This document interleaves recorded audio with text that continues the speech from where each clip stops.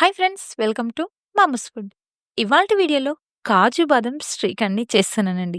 ఈ శ్రీఖండ్ ఎక్కువగా మహారాష్ట్ర, గుజరాత్ రాష్ట్రాల్లో ఎక్కువ ఫేమస్ ఇది. మనకి ఇలా ప్యాకింగ్‌గా మార్కెట్‌లో వస్తుంది. ఇది మీరెప్పుడైనా టేస్ట్ చేశారా? ఇది టేస్ట్‌గా ఉండడమే కాకుండా ఆరోగ్యానికి కూడా చాలా మంచిది. మరి ఈ రెసిపీని మన ఇంట్లో ఎలా రెడీ చేయాలో చూసేద్దాం. ఇక్కడ నేను 1 లీటర్ వరకి పెరుగుని తీసుకున్నాను. మనం తీసుకున్న పెరుగు అస్సలు పులుపు లేనిదై ఉండాలి. ఒకవేళ పులుపున్నా పెరుగుని తీసుకుంటే శ్రీఖండ్ సరిగా రాదండి. అలాగే టేస్ట్ కూడా అస్సలు బావుండదు. అందుకని ఫ్రెష్‌గా ఉండే కమ్మటి పెరుగుని తీసుకోవాలి దీనికి. ఇప్పుడు దీన్ని తయారు చేసుకోవడానికి ఒక బౌల్ తీసుకొని దానిపైన జల్లెడ లాంటిది పెట్టి కాటన్ క్లాత్‌ని తీసుకొని ఇందులోకి పెరుగుని వేసేసుకోవాలి. తర్వాత క్లాత్‌ని దగ్గరికి చుట్టి గట్టిగా పిండాలి. ఇలా పిండితే దీనిలో ఉన్న వాటర్ అంతా కొద్ది కొద్దిగా బయటకు వస్తుంది. ఇలా చేసుకున్న తర్వాత ఈ జల్లెడ మీద పెరుగు మూట పెట్టి దానిపై బరువు ఏదైనా పెట్టుకోవాలి. ఇక్కడ నేను బౌల్‌లో వాటర్ పోసి దీనిపైన పెట్టానండి. ఇప్పుడు దీన్ని రాత్రంతా ఫ్రిడ్జ్‌లో కానీ లేదా బయట కానీ పెట్టుకుంటే సరిపోతుంది. ఇలా ఉంచితే దీనిలో ఉన్న వాటర్ అంతా పోతుంది. మరుసటి రోజున చూస్తే మనకిలా పన్నీర్ మాదిరిగా గట్టిగా వస్తుంది. ఇప్పుడు దీన్ని పక్కన పెట్టేసుకొని, ఇప్పుడు ఒక మిక్సీ జార్ తీసుకొని, ఒక కప్పు వరకి చక్కెర, యాలకుల సీడ్స్ వేసి వీటిని మెత్తగా మిక్స్ చేసుకోవాలి.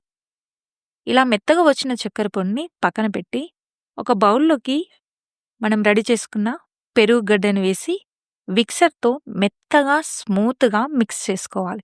ఎక్కడా గూడా గడ్డలు లేకుండా మెత్తగా మిక్స్ చేసుకోవాలి.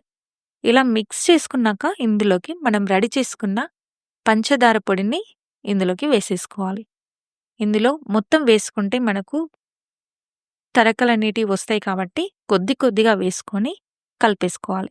ఈ పంచదార పొడి దీనిలో కరిగేంత వరకి కలుపుకొని మిగిలిన పంచదారని కూడా దీంట్లో వేసుకొని మొత్తం కరిగేంతలా కలుపుకోవాలి.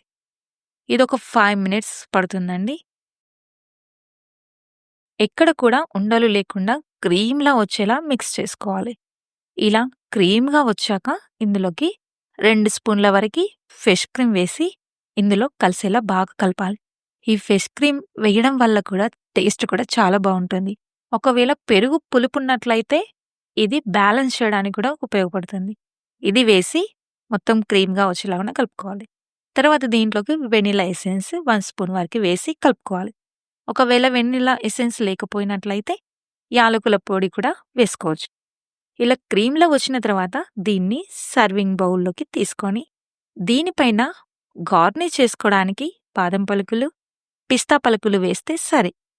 దీనిని కాసేపు ఫ్రిడ్జ్‌లో ఉంచి తిన్నా సరే లేదా డైరెక్ట్‌గానైనా తిన్నా సరే. పర్ఫెక్ట్ టెక్స్చర్‌తో నోరూరించే కమ్మని బాదం శ్రీఖండ్ మనకు రెడీ అయిపోయింది. ఇది చూడ్డానికి అచ్చం ఐస్ క్రీమ్‌లా కనిపిస్తుంది.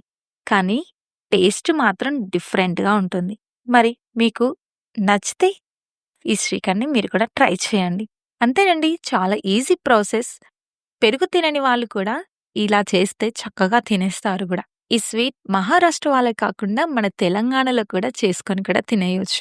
మరి మీరు కూడా ట్రై చేసి మరి ఎలా ఉందో కామెంట్ రూపంలో తెలియజేయండి. మరి నా వీడియో మీకు నచ్చినట్లయితే లైక్ చేయండి, షేర్ చేయండి. సబ్స్క్రైబ్ చేసుకోవడం మాత్రం మర్చిపోద్దు. Thank you for watching.